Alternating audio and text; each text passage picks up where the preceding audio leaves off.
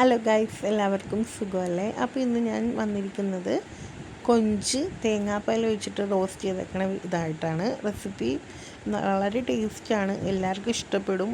ഒരു പ്രാവശ്യമെങ്കിലും ഇതുപോലെ ഒന്ന് ട്രൈ ചെയ്യണം കേട്ടോ എല്ലാവരും. പിന്നെ ഇത് പിള്ളേർക്കാണെങ്കിലും മുതിർന്നവർക്കും ഒരേപോലെ ഇഷ്ടപ്പെടും, അത്രയ്ക്ക് ടേസ്റ്റാണ് തേങ്ങാപ്പാൽ ഒഴിച്ച് കൊഞ്ച് ചെയ്താൽ. അപ്പോൾ നമുക്ക് വീഡിയോ കണ്ടാലോ? ഗൈസ്, അപ്പോൾ നമ്മൾ കൊഞ്ചിനെ ക്ലീൻ ചെയ്തെടുക്കാൻ പോവാണ്. അപ്പോൾ ഞാൻ ഇതേ ക്ലീൻ ചെയ്തെടുത്തിട്ടുണ്ട്. ഇനി നമുക്ക് നല്ലോണം ഒന്ന് കഴുകാം. ഞാൻ ഇതേ കഴുകി വെച്ചിട്ടുണ്ട്, നല്ല വൃത്തിയായി കഴുകി 2-3 പ്രാവശ്യമൊക്കെ കഴുകി. അപ്പോൾ ഈ ഒരു ടൈമിൽ നമുക്ക് കൊഞ്ചിനെല്ലാം ഉപ്പിൽ വേവിക്കാം. കുറച്ച് ഉപ്പ്, കുറച്ച് മഞ്ഞൾപ്പൊടി ഇട്ട് നമ്മൾ ഉപ്പിൽ വേവിക്കുന്നതാണ്. ഞാൻ ഉപ്പിൽ വെച്ചിട്ടാണ് ചെയ്യാൻ പോണത്. അല്ലാതെ നമുക്ക് ചെയ്യാം കേട്ടോ, ഡയറക്റ്റ് ചെയ്താലും കുഴപ്പമില്ല, ടേസ്റ്റ് ഉണ്ടാവും. ഇത് വേകണ സമയത്ത് ഞാൻ റോസ്റ്റിന് ആവശ്യമായിട്ടുള്ള സവാളയും പച്ചമുളകും ഇഞ്ചിയും വെളുത്തുള്ളിയൊക്കെ അരിയണതാണ്. ഒരു ടൈമിൽ ഞാൻ ഉരുളി വെച്ചിട്ടുണ്ട്.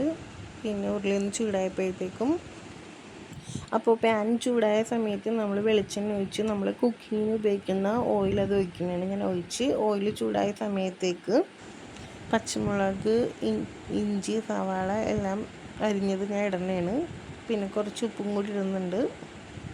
അപ്പം നമ്മൾ ഗൈസ് ഉപ്പ് നോക്കിയിട്ട് ഇടണം, കാരണം നമ്മൾ കൊഞ്ച് ഉപ്പിൽ വേവിച്ചപ്പോൾ ഉപ്പ് നമ്മൾ ഇട്ടിട്ടുണ്ടായിരുന്നു. അപ്പോൾ നമ്മൾ നോക്കിയിട്ടാണ് ഉപ്പിടാൻ, അല്ലെങ്കിൽ കട്ടുപ്പായി പോകും. അപ്പോൾ ഉപ്പ് കൂടെ ഒന്നും നമുക്ക് ചെയ്യാൻ പറ്റില്ല. നമുക്ക് ലാസ്റ്റ് നമുക്ക് ഉപ്പ് നോക്കാം. അപ്പോൾ ഈ ഒരു ടൈമിൽ കളറൊക്കെ ഒന്ന് മാറി വന്നിട്ടുണ്ട്. അപ്പോൾ ഈ സമയത്ത് നമുക്ക് തീ കുറച്ച് വെച്ചിട്ട് വേണം നമ്മൾ പൊടികളൊക്കെ ഇടേണ്ടത്, അല്ലെങ്കിൽ നമ്മുടെ പൊടികളൊക്കെ കരിഞ്ഞു പോകും. അപ്പം നമുക്ക് മസാലകളൊക്കെ ഇടാം കേട്ടോ. അപ്പോൾ ഇത് ഞാൻ കുറച്ച് മഞ്ഞൾപ്പൊടി ഇടുന്നുണ്ട്.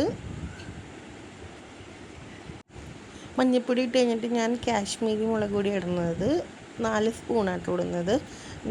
ഞാൻ പച്ചമുളകും കാശ്മീരിയാണ് കൂടുതലിടുന്നത്. എരിവ് നിങ്ങൾക്ക് ഇഷ്ടമുള്ള പോലെ നോക്കാം, നമ്മുടെ ടേസ്റ്റിനനുസരിച്ച് എരിവ് കൂട്ടാം.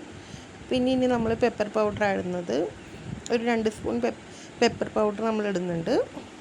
ഇപ്പം ഞാൻ 2 സ്പൂണാണ് കുരുമുളക് പൊടി ഇട്ടേക്കണത്. ഇനിയിപ്പോൾ നിങ്ങൾക്ക് കൂട്ടണമെങ്കിൽ കൂട്ടാം, അതൊക്കെ ഓരോരുത്തരുടെ ഇഷ്ടം അനുസരിച്ചാട്ടോ. അപ്പം നമ്മൾ നല്ലോണം ഒന്ന് വഴറ്റി കൊടുക്കണം.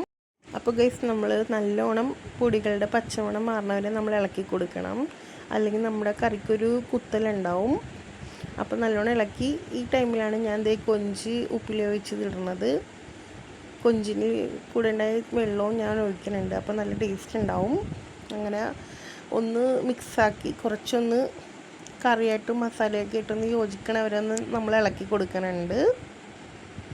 ടൈമിൽ നമ്മൾ കൊഞ്ചിൻ്റെ ഒപ്പം ഉണ്ടായ വെള്ളം ഒഴിച്ച് കൊടുത്തിട്ടുണ്ടായി, അതൊന്ന് പറ്റണ വരെ നമ്മളൊന്ന് ഇളക്കി കൊടുക്കണം. അപ്പം എന്നാലേ നമ്മുടെ റോസ്റ്റ് നല്ല ടേസ്റ്റ് ഉണ്ടാവുള്ളൂ.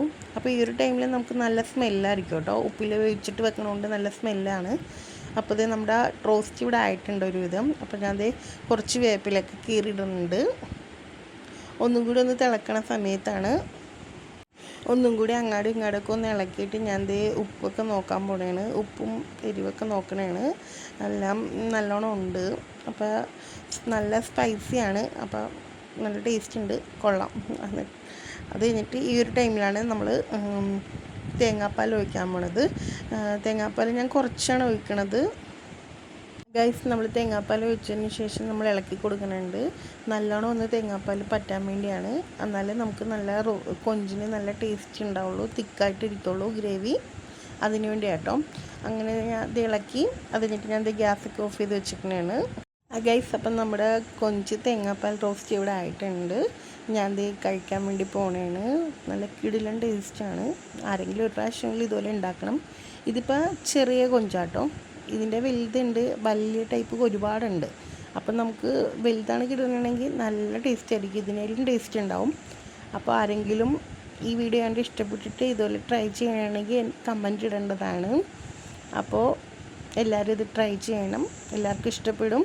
അപ്പോൾ പുതിയൊരു റെസിപ്പി ഇഷ്ടമായാൽ എല്ലാവരും സബ് ചെയ്യുക, ലൈക്ക് ചെയ്യുക, കമൻറ്റ് ചെയ്യണം, ഷെയർ ചെയ്യണം. അപ്പോൾ പുതിയൊരു വീഡിയോ ഇട്ട് കാണുന്നവരെ എല്ലാവർക്കും have A nice day. Tata.